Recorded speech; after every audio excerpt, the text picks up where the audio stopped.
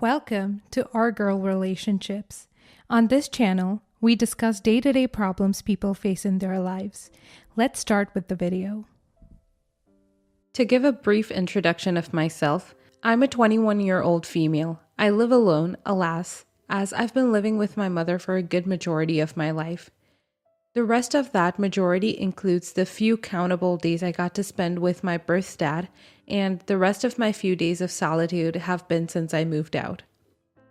The reason my dad is absent from my life is still unknown to me, as everyone in my family seems to have agreed to not telling me the truth about my origins, or how I came to be, or at least the emotional and relationship state of my parents when I came into the world. Every time I would ask any of my reliable and immediate family members about how I came to be, I'd end up with a different story to account for and more confusion and questions than ever. Nevertheless, regardless of how I came to be or the reasoning behind which everyone seems to insist on hiding things away from me, I've always been very appreciative of the way I grew up and the collective effort of my family put into raising me. I don't really want to bash anyone or call out anyone for the absence of fatherly figures in my life. My granddad has always had a problem with me being fatherless, but he was kind to me, for the most part.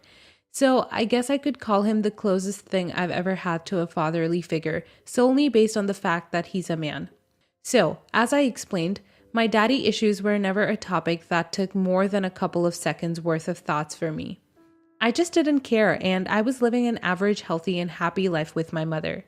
I had no reason to complain, and I really didn't want to indulge myself in expectations or inquiries that could end up breaking my heart.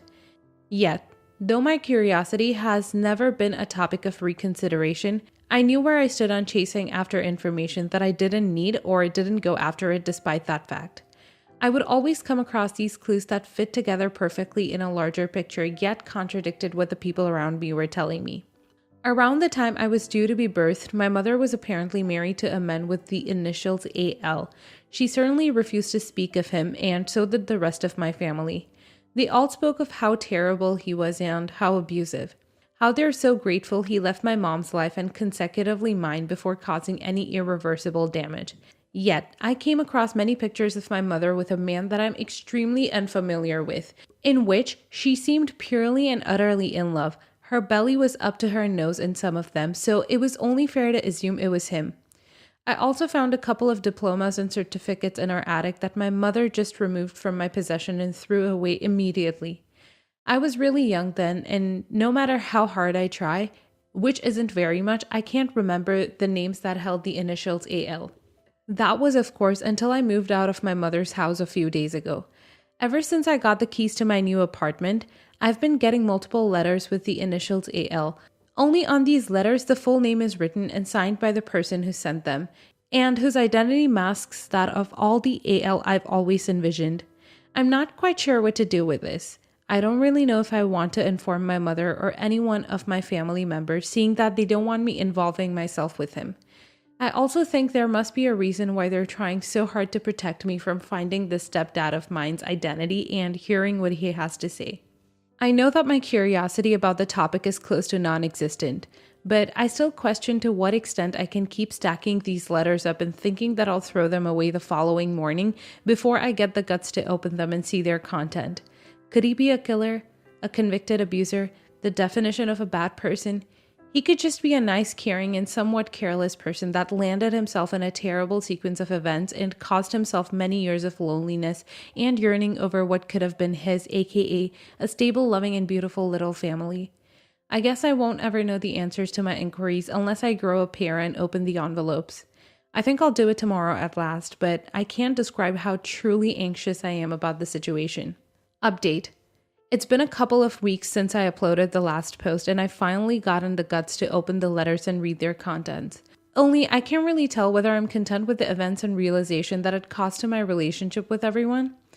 The letters that were sent to me contained different formats of wording, the same messages. The person sending them apologized for having caused me so much pain and begged again and again and always possible to get a chance to be granted a chance alas and be spoken to by the person has been trying to contact for years. I honestly would have left the letters in their unanswered state and just threw them out before continuing on with my life if it wasn't for one common aspect which they contained: This person, let's call him Stepdad, invited me to the hospital I was born in 20 years ago and said he'd be waiting at the exact same time and in the exact spot he'd been waiting for every day for the past many years. Not only did that confirm my suspicions of the person's identity, but it also piqued my curiosity in a way I've never paid to find him. I was curious to know whether he would actually be waiting facing the hospital every day and if I'd find him. Granted that I go at the exact time instructed in all of the letters. I went to the hospital the following day with a mind racing with fears and misconceptions about this man. I was scared to know how he found my address and was terrified to think I was making the mistake of my lifetime. I was quaking in my boots as I walked towards the hospital from my car as I saw a man sitting alone facing the hospital on a chair. Dark gray hair and a pair of vision glasses that glared invasively at the book in hand. I walked over in his direction and stood facing him, and I can't describe the rush of emotions that overtook his face when he noticed my feet and looked up to see me. I've never seen such a mixture of emotions. Some I wasn't even familiar with. Ones that I could name would be relief, fear, anticipation, longing, mourning, and hopefulness. He sat me down and expressed to me how grateful he was that I was giving him the time of the day to come to talk to him, when he has clearly been tending to that chair hoping I'd show up for longer than he nor I could care to admit. He explained to me how my mother and her family plotted to get me out of his life and him out of theirs the moment my mother got impregnated by my biological dad. The truth is that my birth dad's family is rich and of high social placement. Stepdad and my mom were rather tight and their relationship seemed to be headed in a good direction, even after she got pregnant with someone else's child. He was open to raising me, and as the months went by, he entertained the idea of fathering me and fell in love with the image of that small family he'd always wanted. The day my mother went into labor, my grandparents called him and let him know that they were officially cutting him out of my mom and her upcoming child's life. They called him poor and disrespected the way through which he was making his living. He owns a bookstore that has been open for over 25 years now, and barely even paused to let him explain how much he loved my mother and cared for the child she held inside her. They threatened to call the police on him if he ever tries to contact me or my mother after that day, and even got my mom to confirm all of their cruel thoughts to him. Not in person, of course, just over the phone. But he complied. He didn't try to contact me for a very long time. The only time he had seen me before that day was when he saw my grandparents and mother leaving the hospital from the seat we sat on that day. He refrained from looking at me for years and counted the days until I finally turned 18. He hoped that I'd grow up to be a rational person unlike my birth family and care to listen to what his letters entailed, at least so he could see me one first and final time in person and get his honorable right of being heard. I'm not very sure how I feel about any of this, as this whole thing is far too strange to what I'm used to, and I don't even know if I want to confront my grandparents and mother about what I'd done. But at the same time, I can't keep this secret for too long, as I've never been one for secrets and I don't care to start now. Although I'm extremely glad to hear a truth that makes sense and get in touch with a person I've heard about for so long, I don't think I've ever been so confused and uncertain in my whole life, and honestly, it's really freaking me out. Next story. This is my first post on my account. I, 26 female, is engaged to Jack, 32 male. Jack. Jack is very soft-spoken and kind. He never argues or puts up a fight and honestly makes me feel like I have full control of the relationship. I appreciate this and I cherish every minute of it. Jack still lives with his parents, Bertha and Dom. Bertha is a devout Catholic that believes she knows everything. She has a holier-than-thou complex. She has told me on countless occasions that our marriage will not count in the eyes of God because I'm not Catholic, I'm Protestant. She tells my fiancé that our marriage is a mortal sin and he will have to suffer the consequences in his afterlife. My fiancé, who is very meek, never stands up for our relationship. He just sits there quietly. Bertha is always finding ways to make me feel excluded and unwanted. The biggest fight we've had was when I started to plan the wedding. His mother demanded a Catholic church. I explained to her that our budget would be $2,000. Since her church cost $1,000, I asked her to pay for the church and my fiancé and I would pay for the reception. This is where it gets bad. His mom was happy to plan the ceremony and excited to have it at her church. She had no issue with paying for the church. After a month, I asked her about the plans and wanted to share my ideas for the reception. His mother told me that she had planned everything. She used my $2,000 proposed budget and arranged for her side of the family to have a catered sit-down dinner at the hall for their reception. Plot twist, my family wasn't involved. I ended up canceling the whole wedding and blocked Bertha's number. I started planning the wedding alone. My joy was short-lived when it came time to mail out our save the dates. I asked my fiancé to get the addresses for his side of the family. Naturally, he asked his mom to verify certain houses since he didn't often visit family. Bertha became angry and told me that I'm not allowed to send out save the dates. In her own words, my side of the family is very private. For their own safety and well-being, I can't give you the addresses. If you want them mailed out, then you will give all the letters to me and I will do it. I was shocked. I tried to be the bigger person and compromise, but she stressed the need for her family to be safe and didn't want me to have any of their information. I have had enough of her nonsense and finally put my foot down. I looked up everyone's addresses on white pages and made a Google Doc. Then I went to Bertha's house and told her that I'm sending out the save the dates. Bertha proceeded to argue with me and said that I'm violating her family's privacy and I'm being disrespectful. So Reddit, I have one question. Am I the a-hole for Googling my fiancé's family's addresses? Not the a-hole. Mother-in-law is clearly trying to exert control wherever she can. But there's a lot of I in this post. I canceled the wedding, I Googled the addresses, etc. with barely any mention of your fiancé. Where is he in all of this? Why can't he figure out how to obtain the addresses for his family members if he wants them at the wedding? Why can't he deal with his mother? Not the a-hole. This is ridiculously controlling of your mother-in-law. If her family is so private and fearful for their safety, then they could have unlisted their info from the white pages. Looking people's addresses is literally why the white pages exist. You didn't exactly do anything earth-shattering, especially given that she was being so uncooperative. But I agree with those who are asking why you're choosing to marry into this family. If nothing else, your fiancé should be standing up for you and your relationship, bare minimum. I guess based on the other comments, this might be unpopular, but everyone sucks here. I don't think I need to explain why Bertha is an a-hole, because that's pretty obvious. But you and Jack are as well, in my opinion. You're setting yourself up for decades of conflict and heartache by marrying into this messed up family. If Jack isn't able to stick up for you now, he will never learn how to do it. He has no business getting married if he can't say no to his mother. And you're accepting less than what you deserve by wanting to get married to this wet blanket. You deserve someone who will be on a team with you and who will support you over his mother.